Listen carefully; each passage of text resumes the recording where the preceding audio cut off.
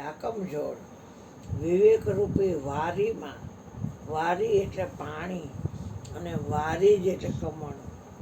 તો વિવેકરૂપી પાણીમાં તું નાને માથાબોળ નાહી લે ને કે હરિદ્વાર જઈને હાકર ચાલીને તો નાય છે, પણ આ વિવેકરૂપી પાણીની અંદર નાહવાનું છે.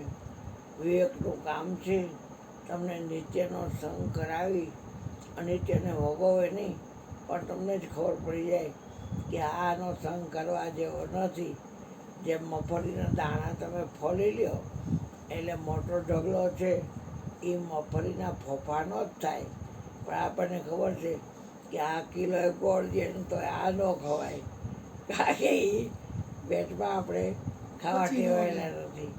દાણા ખાઈ લઈએ 50 ગ્રામ 100 ગ્રામ ઈચ્છા થાય તો ગોળાઈ રહે. સારની ખબર છે એટલે નિત્યનો સંગ કરવા જેવો છે અને અનિત્યને ભોગવવા જેવો નથી.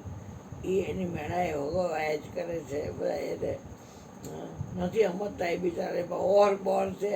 ક્યાંય જવા નથી. જો હું ક્યાંય જાઉં છું બેટા, ક્યાંય ન જાઉં. સાક્ષી ભાવ જાગે એટલે વિવેક એમને પેદા થઈ જાય. પેદા થાય પછી ક્યાં જાવ? ક્યાંય નહીં. રાતને જોવે ઈડીને જોવે. રાત ફરે દી ફરે પણ ઓળો ન ફરે સાક્ષી. વાહ ભાઈ વાહ. જવાનું બધું અઘરું થઈ જાય. અઘરું તો ચાલુ થયો. બંધ થઈ ગયું. પાવર નથી બેટા. ના ના એવું નથી. ઓલો લોક લાગી હોય ને ઓલા મોડમાં હોય ને પછી થઈ જાય.